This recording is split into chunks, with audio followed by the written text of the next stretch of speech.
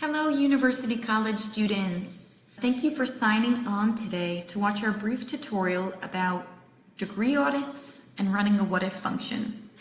The first thing that we're going to see up here is our header. Some things that are going to be relevant during registration season are going to be your classification, your overall GPA. Some other things that are important to keep an eye on are holds.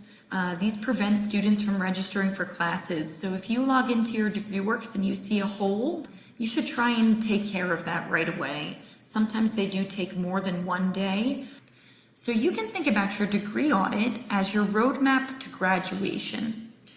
Essentially, your degree audit is going to tell you everything that you need to complete in order to graduate.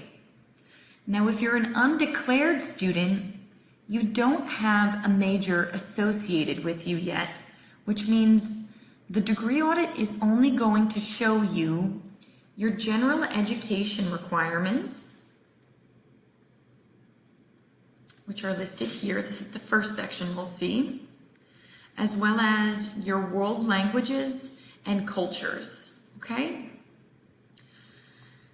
Once you eventually declare and are accepted into a new major, you will then be able to continue to scroll down and see your actual major requirements. Now, we're creating this video today because DegreeWorks has gotten a little bit of a facelift, so to say. When you were previously looking for classes, it might have looked a little bit something more like this, where we just have basically every class that needs a world culture requirement in one box. If we scroll up a little bit, we can see that this is now different.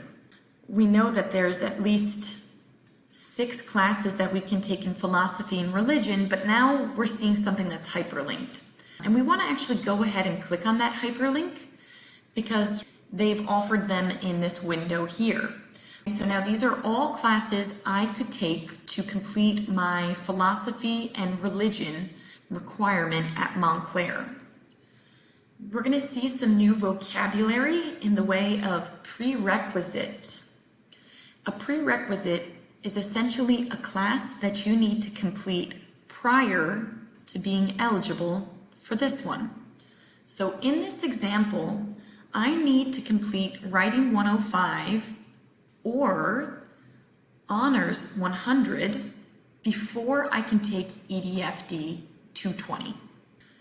Something else that this window is going to show us is the availability of this class in future semesters.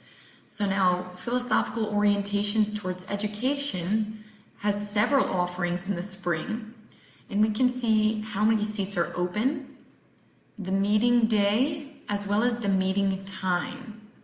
Now, the list doesn't end here. We can continue to scroll and see our other options. A quick way to check that this is definitely going towards your general education requirement, at the end of the paragraph, it will say, meets Gen Ed philosophical and religious perspectives. So those are basically your general education requirements explained. We need to do one course in each of these buckets before we can consider our general education requirements complete.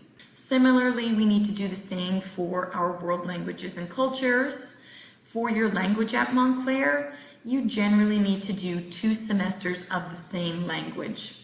So whether that's Arabic 1 and 2, French 2 and 3, we need to do 2 of the same language. So now the exception to taking 2 consecutive semesters of a language is determined based upon your placement. So if you take your language placement test and you find out that perhaps you placed at level 3, you only need to take 1 semester of that language rather than 2. So that is essentially your general education requirements in a nutshell. For our undeclared students, we can also use the what if function to select some courses. So let's go ahead and do that. We're going to run a what if function by clicking over here on the left-hand side. And the first thing we want to do is select a program. Now your program is going to be determined by the school that is offering the major as well as the degree you're going to get. So for the purposes of today, we're going to do a student that's interested in communication and media arts. So communication and media arts is offered through the College of the Arts, and it is a Bachelor of Arts. So we're going to fill that in, and then we're going to move over to major. And now this is going to populate all of the Bachelor of Art programs that the College of the Arts offers. Again, we wanted to do communication and media arts, so I'm going to go ahead and select that one. In addition to the major, you can also add a minor on here. So let's go with my example of Spanish that I used earlier.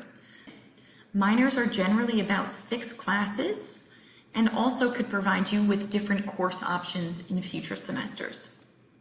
So now that I have this all filled out, I have my program, my major. You don't necessarily need to put in a minor, but I chose to. I can actually process my what if. And now this is going to show me my degree audit as though I was a communication and media arts major, okay? Again, processing a what if does not change your major. It is merely showing you what you would need if you were to be accepted, okay? So we're gonna scroll and we're gonna see our gen eds are all staying the same, world languages are staying the same. And now I'm gonna see my major in communication and media arts. If you feel very confident that this is going to be your major, you can decide to take a free elective. And what a free elective is it means that we could take CMDA 110, but until we declare this major in communication and media arts, it is going to remain a free elective. It doesn't have somewhere to fit in on my audit. So now when we're registering for classes, we don't want to see any free electives until we run that what if function. Because if we run the what if function, that's the major we're trying to pursue, and we see, okay, yes, I'm hitting these requirements. Sometimes these degree audits can be a little bit more challenging to interpret, so use your resources on campus. So that should be a pretty thorough review of degree works and running a what if function. But if you have any questions, you can always contact us at University College at montclair.edu, or talk to your new student seminar instructors, contact your academic advisor, use your resources. We're here, we're happy to help, and we want to make sure that you guys have an excellent registration season.